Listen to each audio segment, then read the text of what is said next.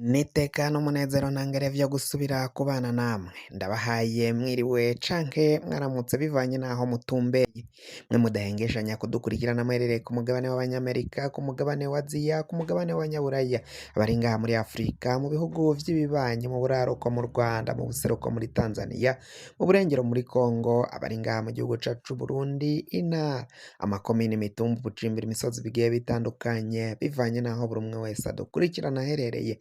Mwese ndabahaye kaze. Amakuru agezweko ariko aravugwa ngaha mu gihugu cacu c'Uburundi rero reka tuyatangurire mu gisata ca politike. Umukuru w'igihugu Varisito Ndayishimiye ariyamiriza abarundi bavuga ko ngo agomba kubaronderera igitoro kandi ko babizi ko ataho kiva.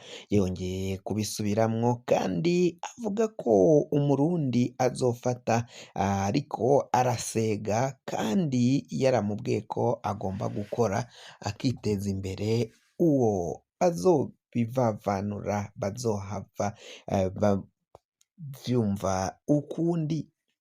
Ivyo turaza kubibabwira mu makuru twabateguriye.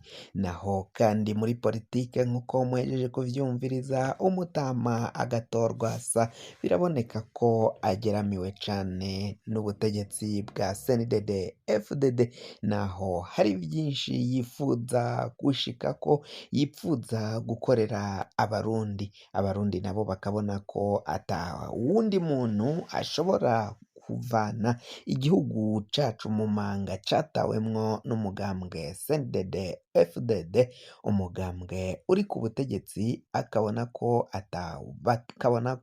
ata wundi muntu ashobora gushayura nyine igihugu c'Uburundi atari Agathon Rwasa, niwe babona agomba gusubirira uwitwa Sebarundi Evarisito Ndayishimiye.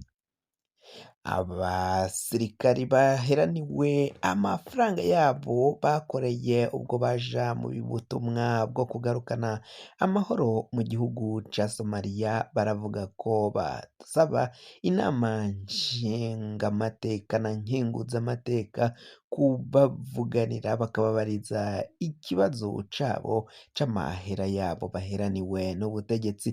Ni mu gihe ayo mafaranga aba yarashitse ngaha mu gihugu c'Uburundi, ariko bamwe mu bategetsi harimwo igisirikari, abatwara igisoda c'Uburundi n'umukuru w'igihugu, umukuru w'umugambwe CNDD FDD n'abandi bajenero bakaba baraciye baherana ayo mafaranga yabo. Bamwe ngo biboneka ko bashobora kuba baba barayigabanyije ntibace bayashikiriza ba nyeneyo, baciye baja kuyakorera bwo barungikwa mu butumwa bwo kugarukana amahoro mu gihugu ca Somalia.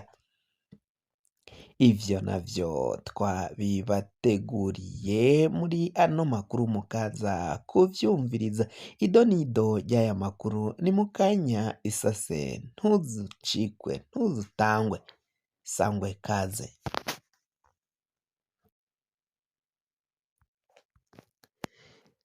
Sangwe kaze rero, kanongere ndabahe iyambu mwese mubandanya kudukurikirana amakuru, ibiganiro dutohoza umwanya ku mwanya.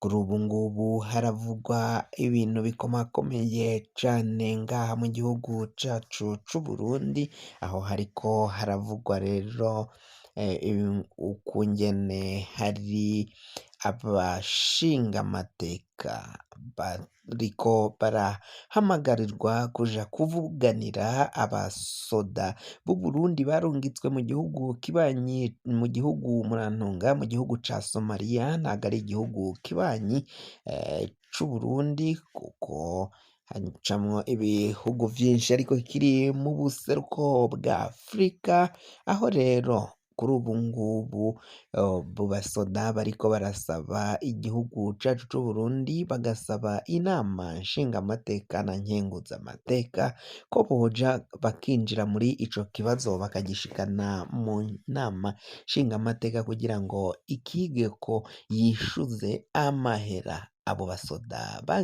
barungitswe mu butumwa bwo kugarukana amahoro mu gihugu ca Somalia babandanye barihwa amafaranga yabo baheraniwe n'ubutegetsi. Benshi rero bakavuga ko atabandi boba baratwaye ayo mafaranga atari General Prime Niyongabo ari kumwe n'agatsiko k'abajenero n'umukuru w'igihugu, hakaza kandi Colonel Reveriyano Ndikuriyo uyu atwara umugambwe wa CNDD FDD. Barabandanya gushikiriza ko rero boba ari bo binyegeje inyuma ya vyose, inyuma y'ibiriko biragenda biba ngaha mu gihugu cacu c'Uburundi, kuri abo basirikare batagize amafaranga yabo canke ngo agahembo kabo bakaronswe mu gihe bari barungitswe ngaho muri Somalia. Baravuga ko rero umukuru w'igisirikare c'Uburundi babimubajije ariko ngo nta nyishu ifatika yabahaye. Baragiye batuma abasoda batandukanye bakuru bakuru, ariko inyishu yaratevye, nta nyishu bariko bararonka. Amakuru aremeza neza ko rero abo basoda ubutegetsi bw'Uburundi bwoba ari bwo bwinyegeje inyuma yo kutarihwa amafaranga yabo. Uwa mbere nyine nk'uko twabivuze atawundi ni General Prime Niyongabo, ngo na cane cane ko yagiye arya amafaranga menshi cane atandukanye, bagiye biba itunga ry'igihugu cacu c'Uburundi. Ivyo bikaboneka ko ako kagwi k'abategetsi gafite ukungene karya kanyonya amafaranga y'abanyagihugu. Bakavuga ko rero bariko bararengana ari abasirikare, ngo ubwo abanyagihugu batoyi bo bararenganye bisumvye uko bavyiyumvira. Tuvuye kuri iyi nkuru ya bano basoda, reka tuje ngaho kuri iyi nkuru ya umukuru w'igihugu Varisito Ndayishimiye, aho avuga ko umunsi wa kane abategetsi bose abo biyita ko ari abo kwa Samuragwa ngo bagomba kuza barisonjesha, aho bagomba kujya barisonzesha bakirirwa basenga, ngo basengera igihugu. Ngo rero Ndayishimiye akavuga ko uwo azofata atariko arisonzesha ariko arakora amabi menshi, Ndayishimiye azoca amuhana bikomakomeye cane. Ko kandi uwo yiyita ko ari mwene Samuragwa akaba atari ku kivi ngo akore, mu gihe ngo Ndayishimiye azosanga ariko arasega, azomufata amuhane bikomakomeye cane. Ivyo ni ibivugwa n'umukuru w'igihugu Evariste Ndayishimiye, aho yavyishikirije nyine we ubwe. Biboneka ko aripfuza kugwanya abo bose bigize ibinebwe, ngo nta kinebwe Ndayishimiye yipfuza ko yogendana naco. Ni mu gihe Ndayishimiye biboneka yama aboneka ari mu kazi k'amaboko gatandukanye, biboneka ko ari umukozi, ariko ngo ivyo mu biro vyo biraboneka ko bigiye kuzomuta kuw'amazi, ko kuko gutwara igihugu vyaramuyobeye, vyaramunaniye gushika mangaye. Ntago abona ukungene ashobora kuvyifatamwo kugira ngo igihugu kibandanye gitera imbere. Naho rero ibindi bintu twaciye tubabwira, indi nkuru ivuga ukungene muri politike ibintu bitifashe neza.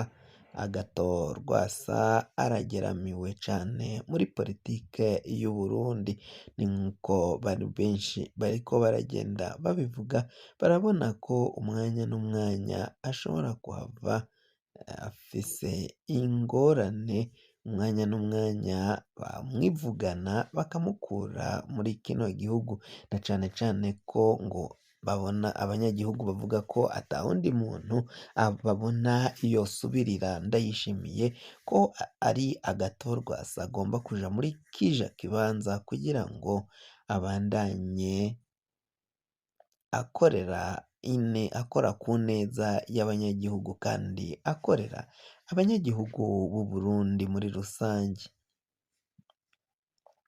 Kugira ngo amakuru mwene nk'aya rero aze akugerako wafyonda subscribe niba ukoresha ururimi rw'icongereza canke niba ukoresha ururimi rw'igifaransa fyonda sabone, hama uraca uja ngaha iburyo urafyonda no kwako kantu kameze k'agakengeri, amakuru, ibiganiro dutohoza umwanya ku mwanya bizoja bigushikira aho uzoba uherereye hose kw'isi.